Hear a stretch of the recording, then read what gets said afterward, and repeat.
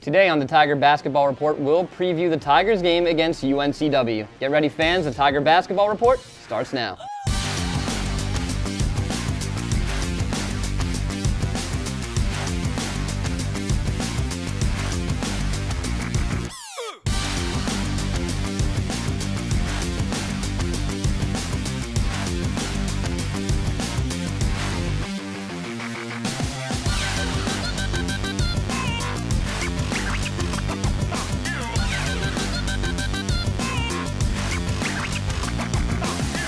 Hello fans, and welcome to today's episode of the Tiger Basketball Report. I'm your host, Ben Rosenbaum. The Tigers will look to keep on rolling as they hit the road Friday for their game against the UNCW Seahawks. As always, I'm joined by head coach Niki Reid Geckeler. Coach, welcome back. Thank you. So last week, you pick up your first road win in the CAA against James Madison, finishing off a sweep of the Dukes. In your mind and your philosophy, what goes into having a successful road operation? You know, it's difficult in the CAA conference. It's so competitive. There's so many different styles.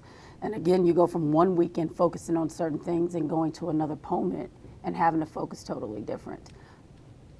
UNCW 6-12, 1-6 in the CAA. You know, nothing against them. It's certainly a stark difference between the two opponents you had last week in William and Mary and James Madison. Outside of the CAA, they have a common opponent with you guys in Norfolk State. What have you seen so far in UNCW? You know, they're a team that fights, and if you look at the scores, they're not losing by a lot. They're really competing and playing tough games against their opponents. So we've got to come in with that philosophy that we're coming into their home court, and we've got to be able to play tough defense, rebound the ball, and take care of it as well. 2 years ago, their coaching staff lost their luggage on the way here and didn't have the clothing they were going to coach in, or didn't have anything really with them. Last year, they only have 7 healthy bodies against you guys here. They still are able to get a win, even though they only shoot 25%. It seems like they've always have these obstacles against them, and they've always seemed to just come in here and steal a win from you guys. Exactly. Again, I stated earlier, they just play hard.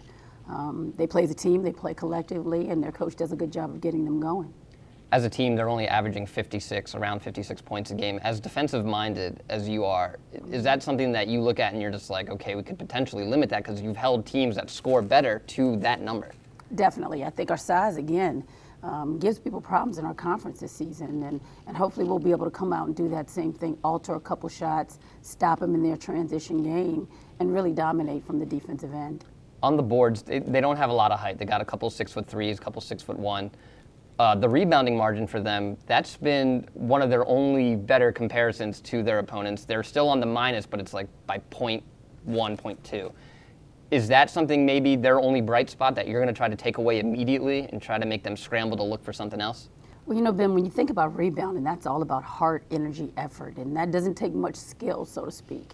So we can't allow them to come out and play harder than us and get those second chance opportunities. 2014, 2015, on their website, they were described as a very young team. They only had 3 upperclassmen on that squad. Fast forward to now, they have 10 upperclassmen. We've seen it with players like Raven and Rain, Dominique Johnson. Deja Thomas probably is the best example. What do a couple of years do for a player developmentally when they really do grasp at what the coach is telling them? Of course, I think that's a coach's dream, is when your younger players get older, they're seasoned, they understand how to play through adversity, and they know how to come together, for a common goal to win. So, that is one thing with this team that is a strength of theirs, is their veteran leadership. They've kind of been there together through this, but, hopefully we can rally together and continue to play our style of basketball. Madison Rock averaging 11 points for them. That's their lead. Nobody else in double digits. And it's not Precious Hall numbers. It's not Raven Bankston numbers. Are you worried maybe about a little overconfidence for your team? You've got 3 tough wins over Charleston, William and Mary, and JMU. Are you worried now that maybe your girls are like, oh, it's 1-6 UNCW? Never. I mean, like you said earlier, if you look at our history with them over these last couple of years, they've had our ticket. They've had our number. So we've got to come out focused again. Laser sharp focus is what I'm talking about defensively, and not allow them to sneak away with one. Summarize quickly, what will be key for you guys in order to beat UNCW? For them, it's going to be closing up gaps, stopping that transition game, us coming out and taking advantage of that height and size that we have, and really the confidence that we do have to know that we can win. The Tigers and Seahawks will tip off at 7 o'clock in Wilmington.